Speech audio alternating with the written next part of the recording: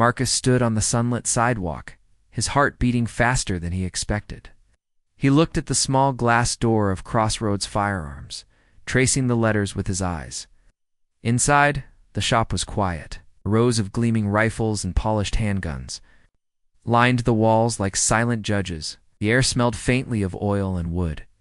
Marcus took a deep breath and stepped through the door, hoping to feel proud of himself today. He had spent weeks studying gun safety. He had learned about trigger locks, barrel checks, and the weight of responsibility that came with every firearm. At 17, he was younger than most customers who walked in here, but he had earned his certificate fair and square. Today, he was here to pick up that certificate. He imagined holding it in his hands and showing his family the proof of his hard work. The bell above the door gave a soft jingle as Marcus entered. His sneakers made a light sound on the polished floor. A middle-aged man, tall and broad-shouldered, looked up from behind the counter. This was Rob, one of the staff members. Rob's eyes narrowed as he saw Marcus, glanced to his coworker, Shane, who stood by the wall. Shane folded his arms across his chest and shifted his weight. Watching Marcus with a tense expression, Marcus paused a few steps inside, unsure how to begin. He cleared his throat softly. "Hello," he said, his voice steady but a little shaky. He held out his student ID and the receipt he had been given at the end of the safety course. His fingers felt sweaty around the paper. Rob took the receipt and scanned it with a quick glance. His lips pressed into a thin line. "You're the kid who took that class?" he asked, his tone low and slightly mocking. Shane snorted quietly, as if Marcus jokingly tried to be part of the adult world. "Oh." Marcus felt a flush of heat on his cheeks. His hope to leave proud wavered, but he stood his ground. "I passed," Marcus replied, keeping his voice calm. He remembered the day he got his test results, a perfect score. He remembered the pride that lit up his chest. He reminded himself. Now that the certificate was his proof, no matter what Rob thought, the shop grew quieter still. Two other customers, browsing rifles, glanced toward the counter. One tapped his boot against the floor and whispered something to his friend. Heard the word boy in a dismissive tone. His heart sank. He felt a sudden weight on his shoulders, heavier than any book or bag he carried, yet he did not turn away. He straightened his back and met Rob's eyes. He saw surprise there, as if Rob did not expect him to keep standing. Marcus took a slow breath. He reached into his backpack and pulled out the official certificate. The paper was crisp, the school's seal bright and bold. "I earned this," he said, holding the certificate out. His voice was quiet but firm. The edges of the paper fluttered slightly in his hand.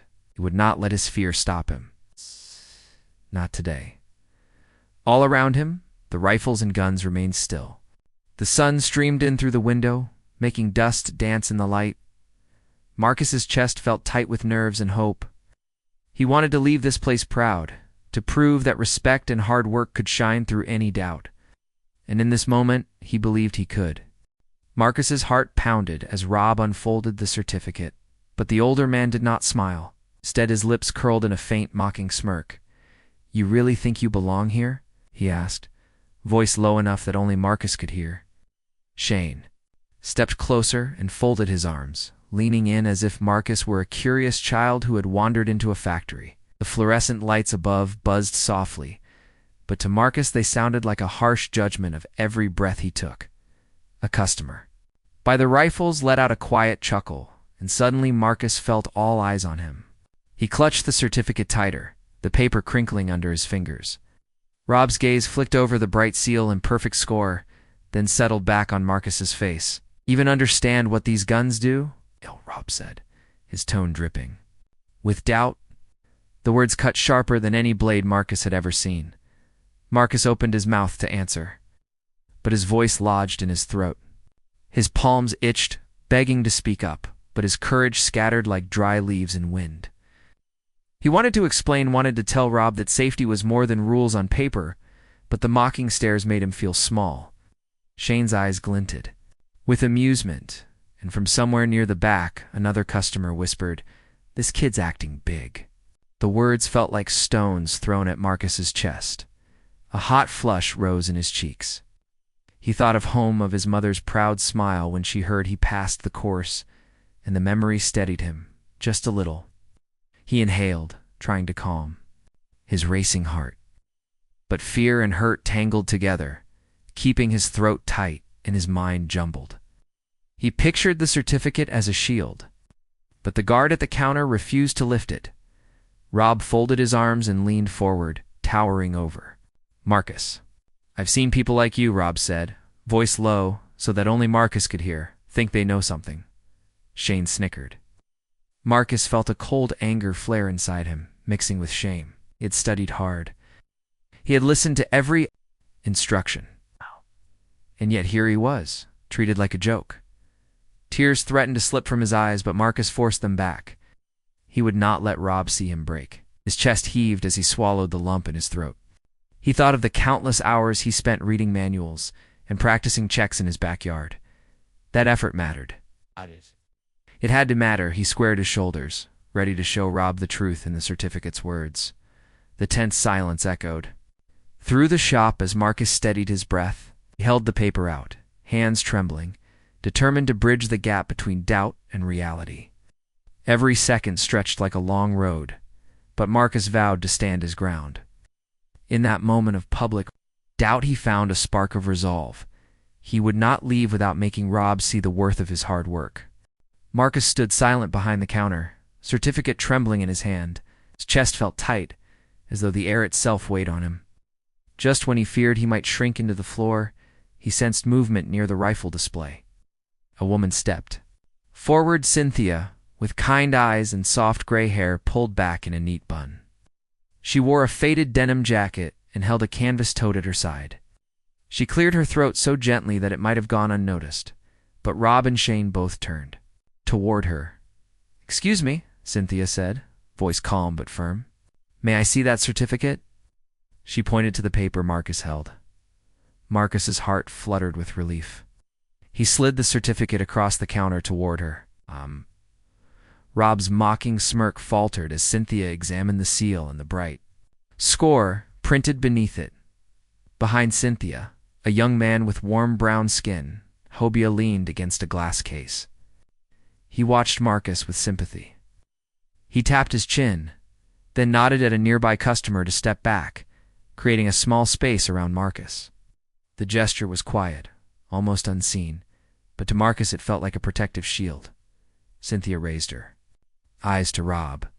"This says perfect score," she said, voice even. "He completed every module. He understands safety." She paused. "If anyone deserves respect here, it's him." Her words hung in the air, steady and true. Shane shifted uncomfortably. Rob's jaw clenched. Marcus held his breath. "Thora!" Time slowed. Other customers turned from the rifles and scopes to watch. The soft buzz of the lights above seemed distant now. One of the customers, a tall man wearing a camo hat, stepped closer and tapped Shane on the shoulder. "She's right," he said quietly. "Kid earned that." Shane opened his mouth, but found no reply. His arms dropped to his sides. Marcus felt tears of gratitude prick his eyes. He swallowed hard. The shame and fear that had coiled tight in. His chest loosened, replaced by warmth. He looked at Cynthia and Javier. They offered gentle smiles, quiet support that spoke louder than any harsh word. Cynthia handed the certificate back to Marcus. "You did well," she said softly. "Never doubt that," Marcus nodded, his voice finally steady as he whispered, "Thank you." It felt small, compared to the weight of his relief, but it was all he could manage. Javier brushed a speck of dust from the glass case and gave Marcus a thumbs up. A ripple of approving whispers moved through the shop. Customers who had once watched in judgment now shared nods of respect. Even the rifles on the wall seemed less imposing, as if they recognized Marcus's accomplishment. Rob cleared his throat and stepped back, suddenly unsure of himself. Shane lurched after him. Both men stood behind the counter, wordless, their earlier confidence gone. Marcus could see the worry in their eyes, that maybe they had been wrong to judge so quickly. With the certificate safely folded in his hand, Marcus felt a steady pride returning. The room no longer felt small or threatening. It felt like a place where truth could stand firm against doubt. He squared his shoulders and offered Rob a polite nod. Rob managed a strained nod in return. As Marcus turned to leave, Cynthia and Javier followed him to the door. The bell jingled softly as he stepped into the sunlight. His heart felt lighter than it had in an hour. He knew the memory of this moment, the kindness from strangers and his own courage would stay with him long after he left Crossroads Firearms. Marcus felt his pulse steady as Rob and Shane stared at him in silence. The shop's hum seemed to fade away, leaving only the two men behind the counter and himself. He held the certificate close to his chest, its edges pressing gently against his fingers. For a moment, Marcus wondered if he had imagined Cynthia's voice cutting through the tension. But the way Rob's jaw hung open told him otherwise. Rob swallowed hard, his Adam's apple bobbing in his throat. He tried to form words and apology, perhaps, but none came. The paper in Marcus's hand glowed under the shop lights, its official seal reminding everyone of the truth they had denied. Shane glanced at Rob, then back at Marcus, his face flushing as he saw the certificate's perfect score. He shifted, from foot to foot, arms hanging limply at his sides, behind Marcus. The other customers leaned forward, their earlier curiosity turning into respectful attention. A few nodded at him. One man gave a soft clap, just once, quiet but meaningful. Marcus felt a surge of gratitude, not just toward Cynthia and Javier, but toward every stranger who chose respect over scorn.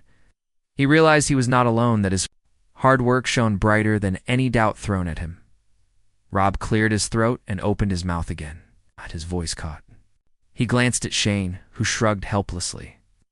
The younger man's harsh smirk was gone, replaced by a look of shame so deep it made Marcus's chest ache. He closed his eyes, imagining the fear and doubt he had felt before stepping into the shop. Now, seeing Rob and Shane's stunned silence, Marcus understood how powerful truth could be. Soft footsteps sounded as Cynthia moved back toward her spot by the rifles.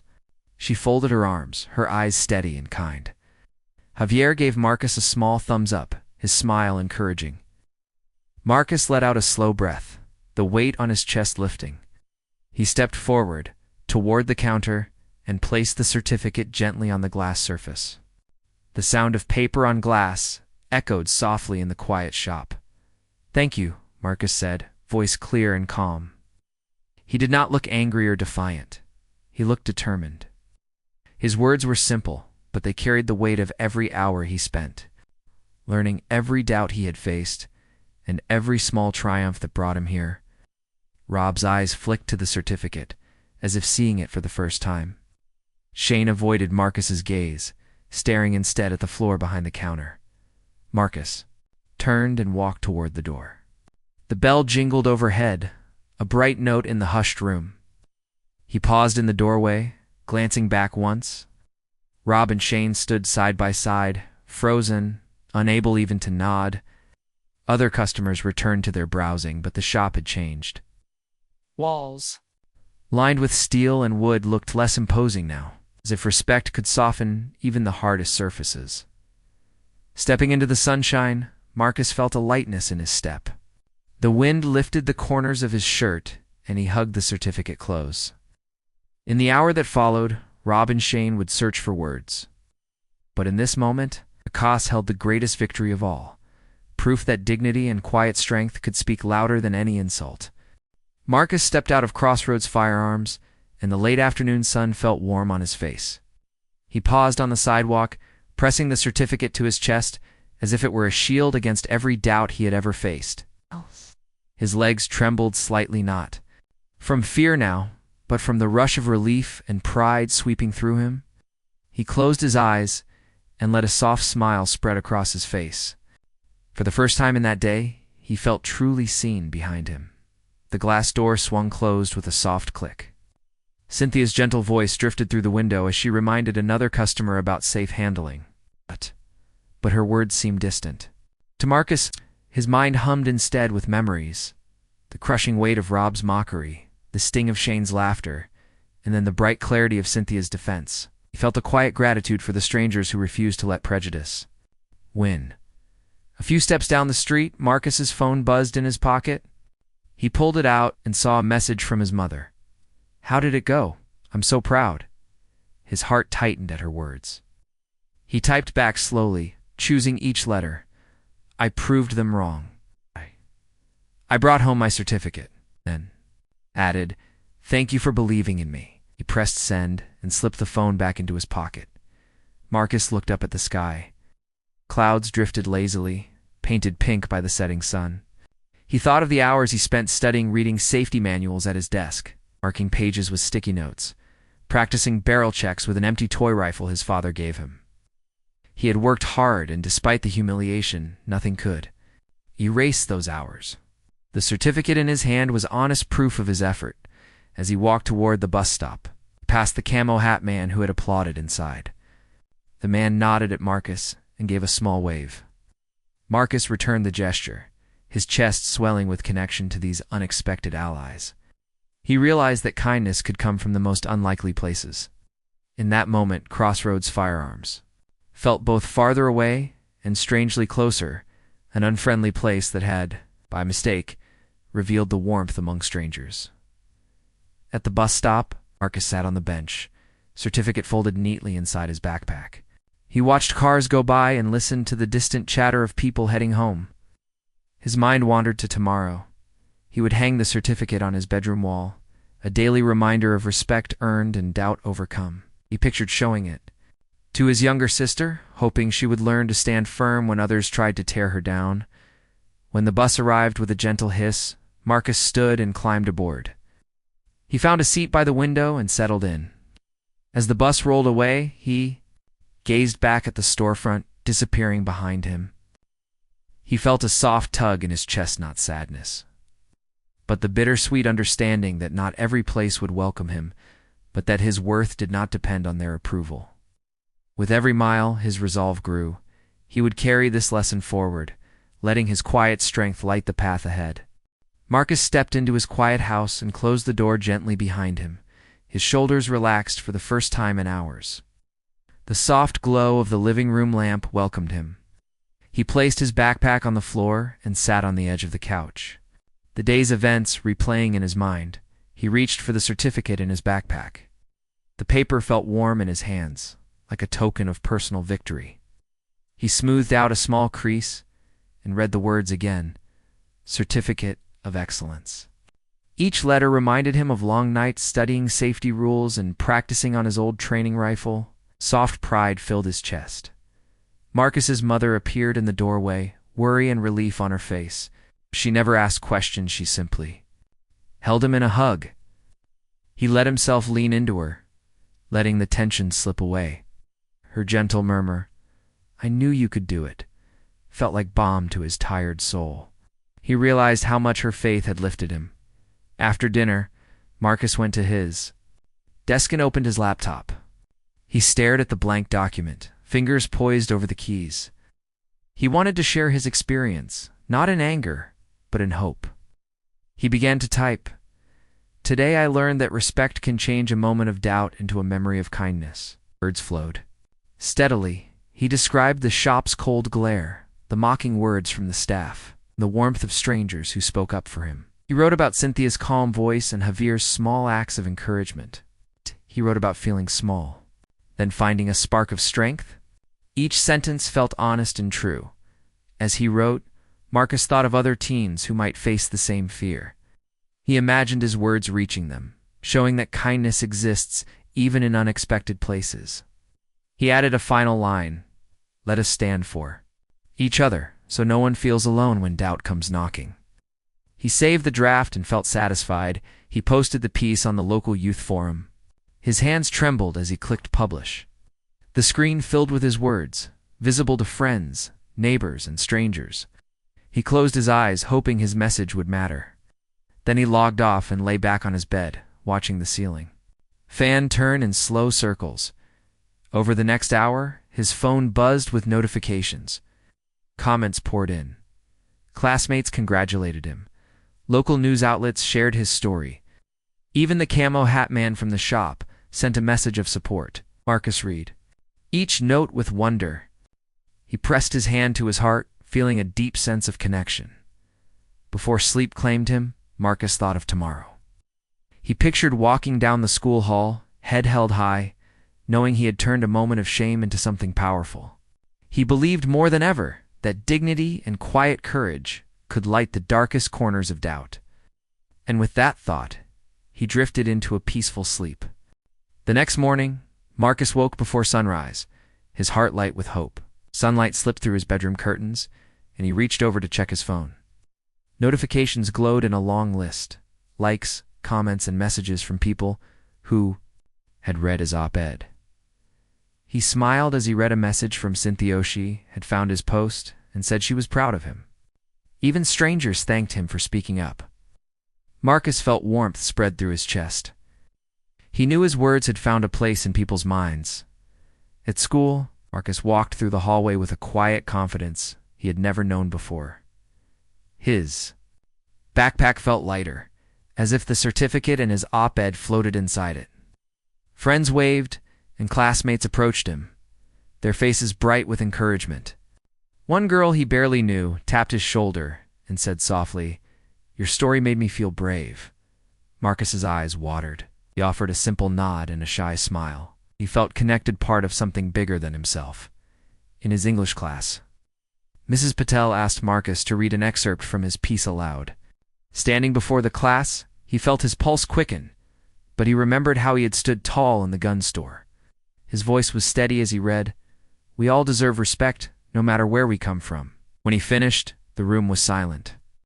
For a moment, and then filled with applause, Mrs. Patel's kind eyes shone with pride. Marcus's throat felt tight in a good way, and he nodded to his classmates, feeling that their support was real. During lunch, a small group gathered around Marcus. Javier and the camo hat man had come, to surprising him with lunch packed from home.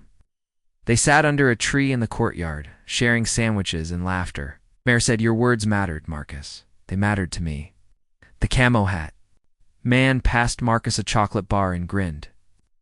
Marcus bit into it and laughed. He realized that kindness had formed unexpected friendships. A simple op-ed had opened a door to solidarity. After school, a local youth forum held a small meeting at the community center.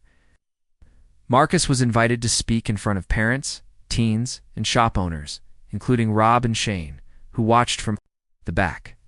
Marcus stood on the small stage, certificate in hand, and shared his story again. He spoke of shame and pride, of mockery and support. When he finished, many in the audience stood and cheered. Even Rob and Shane gave Marcus a slow, uncertain nod. Marcus felt tears warm his eyes as the room filled with applause.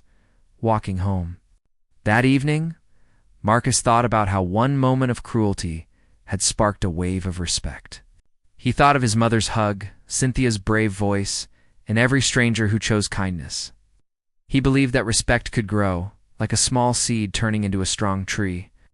He looked at the sky turning purple and pink, and he felt certain that the world could change one kind act at a time. At home, carefully placed his certificate on his wall, next to a photo of his family. He sat on his bed and whispered to himself, "I will always stand for respect." He closed his eyes and imagined tomorrow's sunrise, ready to face new challenges with the same quiet courage. And as he drifted to sleep, he knew his story was no longer just his own. It belonged to everyone who believed in the power of dignity and hope.